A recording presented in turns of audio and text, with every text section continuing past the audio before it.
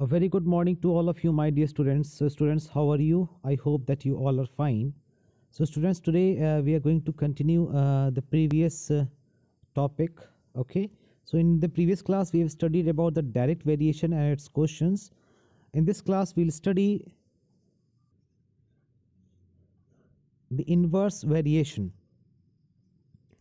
Two quantities A and B are said to vary inversely if the product of AB remains constant. देखो कहने का मतलब क्या है कि इन्वर्स प्रोपोर्शन का बेसिक ट्राई टू अंडरस्टैंड करना, ठीक है, कि जब इन दो क्वांटिटीज़ का जो प्रोडक्ट होगा हमेशा कांस्टेंट होगा, हमेशा क्या होगा, कांस्टेंट होगा, तो फिर क्या कहेंगे इसको हम लोग कि इन्वर्सली वेरी करते हैं। और देखो कहने का क्या मतलब है, इन टू एग्जाम्पल्स के थ्रू हम लोग समझने की कोशिश करेंगे कि क्या होता है। Suppose a car covers a certain distance at a uniform speed, then we can say for certain that more is the speed of the car, less is the time taken to cover this distance. ठीक है, thus speed varies inversely as the time taken to cover this certain distance. कहने का मतलब क्या है, मान लो कोई distance d है जो कि 10 किलोमीटर्स का है, ठीक है। अब इसी डिस्टेंस को कवर करने के लिए अगर हम स्पीड अपनी जैसे जैसे बढ़ाते जाएंगे, मान लो किसी स्पीड से जा रहे हैं, अब हमने स्पीड अपनी और इंक्रीज़ की, और हमने अगर अपनी स्पीड को इंक्रीज़ किया तो एक नेचुरल सी बात है ना बच्चों की, टाइम आपको उसी डिस्टेंस को कवर करने में क्या लगेगा, कम लगेगा। टाइम क्या लगेगा, कम लगेगा। यानी स्पीड तो हम इंक्रीज़ कर रहे हैं, ऐसे समझना, ये हमने स्पीड रखा, so speed is equal to हमारा इंक्रीज़ कर रहा है, अबव कैरो है। स्पीड जैसे इंक्रीज करेगा तो उसी फिक्स डिस्टेंस को ट्रेवल करने के लिए जो टाइम होगा वो डिक्रीज कर जाएगा। तो यहाँ पे डायरेक्टली प्रोपोर्शन ना होकर कि ये कौन सा वेरिएशन आ जा रहा है, इन्वर्स वेरिएशन आ जा रहा है, इन्वर्स वेरिएशन आ जा रहा है, ठीक है ना। एक और एग्जांपल के थ्रू समझते हैं, आइए। Suppose the given mass of a gas is subjected to pressure, as the pressure increases the volume of the gas decreases. जैसे मान लो एक फ्लास्क है, इस फ्लास्क में अभी वैक्यूम नहीं है, इसमें कुछ गैसेस फिल्ड है, ठीक है, इसमें कुछ गैसेस फिल्ड है। अब लेट्स से हम एक प्रेस मतलब कोई चीज़ ऐसा है जो फ्लास्क के अंदर को बिल्कुल एकदम एयर टाइट करके इसको प्रेस करे। अगर हम बाहर से किसी हैंड से या किसी से प्रेस से अगर हम प्रेस कर रहे हैं तो क्या होगा कि ये जो फ्लास्क है, लेट्स से ये इसका वो बाउंड्री है जिससे कि प्रेस कर रहे हैं, तो जैसे ही ये जो बाउंड्री है, आई मीन ये जो उसका लिड है, ढक्कन है, और नीचे आएगा तो जो वॉल्यूम है गैस का वो क्या हो जाएगा, जो गैस का वॉल्यूम है वो क्या हो जाएगा स्टूडेंट्स, वो डिक्रीज करेगा। प्रेशर बढ़ाएंगे तो वॉल्यूम क्या करेगा, डिक्रीज करेगा। यानी जैसे हम लोग प्रेशर को इंक्रीज करेंगे तो वॉल्यूम डिक्रीज होगा, ठीक है। प्रेशर इंक्रीज करेंगे तो वॉल्यूम डिक्रीज होगा। यहाँ तक क्लियर हुआ? चलो, अब रूल ऑफ इनवर्स प्रोपोर्शन देखो क्या होता है। What is exactly the rule of inverse variation? If A and B vary inversely then the ratio of any two values of A is equal to the inverse ratio of the corresponding values of B.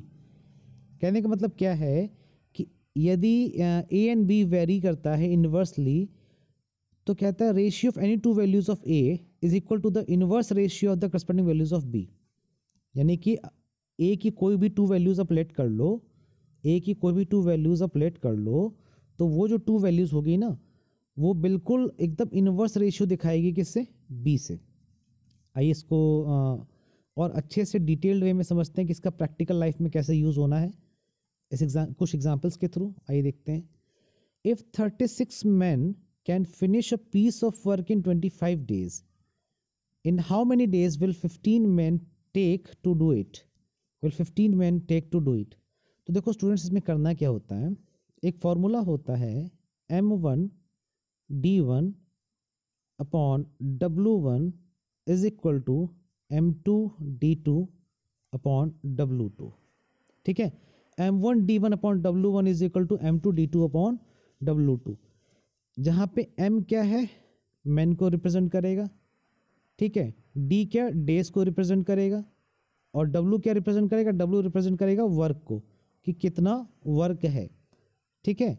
So 36 men can finish the work in 25 days. So one man can finish the work in, so one man can finish it in 25 by 36.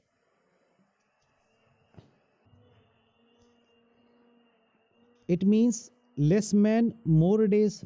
भाई जितने कम आदमी करोगे तो time क्या लगेगा, दिन कितना लगेगा, ज़्यादा लगेगा. तो यहाँ पे क्या इन्वर्स प्रोपोर्शन है ना. तो one man can finish it in 25 into 36 days. Therefore 15 man can finish it in 25 into 36 upon 15 days, है ना. अब देखो यहाँ पे 15 से यहाँ पे मल्टीप्लाई नहीं कर रहा है, क्या कर रहा है, डिवाइड कर रहा है. क्यों डिवाइड कर रहा है, क्योंकि जब जैसे आप आदमी बढ़ा रहे हो तो टाइम क्या लगेगा, कम लगेगा, इसीलिए 15 से डिवाइड कर रहा है. और अगर इससे समझ में नहीं आ रहा है ना तो उसको इस तरीके से समझो बेटा कि M1D1 मैंने बताया था ना, तो 36 इंटू 25, W1 कॉमन है, यहाँ भी W1 है, पहले केस में भी और सेकंड केस में भी सेम W है. आई मीन सेम वर्क है ना, सेम पीस ऑफ वर्क है. बाद में क्या है, 15 मैन है, तो कहता नंबर ऑफ डेज, तो हमने माना नंबर ऑफ डेज D है, N है, सॉरी N है. तो अगर हमें N की वैल्यू फाइंड करनी है तो हम क्या कहेंगे, 36 इंटू 25 अपॉन 15. तो 5 3 ज़ा 15, 5 5 ज़ा 25, 3 1 ज़ा 3, 3 12 ज़ा 36. तो N का वैल्यू कितना आ गया स्टूडेंट्स, 60. कितना आ गया, 60. तो हमने जो भी मेथड आपको सिखाया स्टूडेंट्स, आप उस मेथड से अप्लाई करना. कौन सा मेथड, ये वाला M1D1 वाला मेथड अप्लाई करना. ठीक है ना.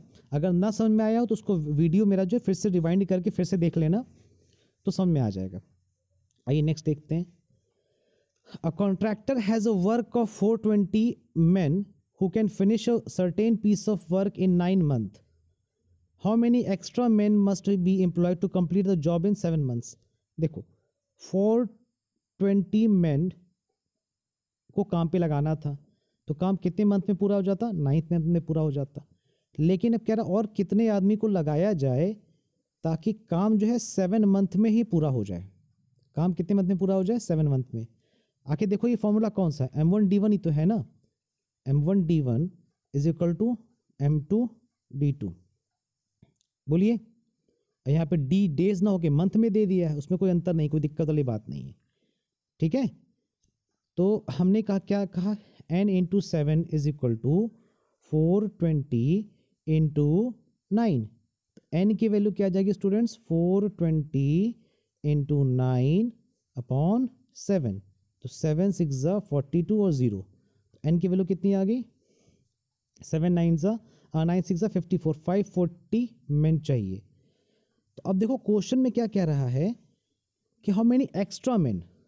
तो टोटल मैन तो चाहिए 540, बट एक्स्ट्रा कितने, तो कहोगे सर 540 में से 420 डिक्रीज कर दीजिए, क्योंकि 420 तो सर पहले से ही है. तो 540 में से 420 जैसे डिक्रीज करेंगे तो कितना आ जाएगा, 120 मैन. 120 मैन क्या चाहिए, एक्स्ट्रा मैन चाहिए. ये हमारा फाइनल आंसर आ गया. ठीक है. जिस मेथड से बेटा मैं यहाँ सॉल्व करके दिखा रहा हूँ उसी मेथड से करना, उससे इजी लगेगा आप लोगों को. ठीक है ना. क्योंकि इन्वर्स प्रोपोर्शन में आप लोगों को फिर ये समझ में नहीं आएगा कि कब डिवाइड करना है, कब मल्टीप्लाई करना है, इसलिए जो मैंने फॉर्मूला बताया उसे ही अप्लाई करना. आइए नेक्स्ट देखते हैं. A garrison of 500 man had provision for 24 days. ठीक है. However, a reinforcement of 300 men arrived. For how many days will the food last now? मतलब 500 आदमियों का 24 दिन का खाना था. प्रोविजंस मतलब अरेंजमेंट की बात हो रही है, किस चीज़ का अरेंजमेंट होगा, उनके खाने के अरेंजमेंट की बात हो रही है. ठीक है ना. तो यहाँ पे भी देखो मेथड वही लगाएंगे, M1D1 is equal to M2D2. M1D1 is equal to M2D2. M1D1 is equal to M2D2. तो कितने मैन है, 500 मैन है. तो 500 मैन का अरेंजमेंट था 24 डेज का.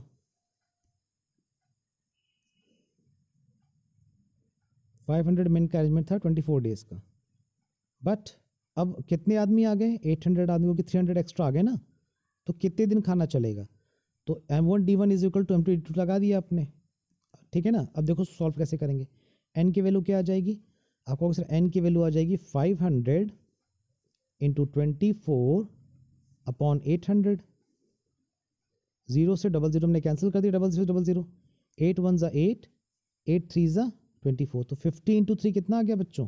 50 नहीं, 5 इंटू 3 कितना आ गया बच्चों? 15 डेज ही खाना चल पाएगा। देखो, the food will last now for 15 days. Clear हो गया ना? चलो, सो स्टूडेंट्स, इसी बेसिस पे आपको एक्सरसाइज 9B फिनिश करना है।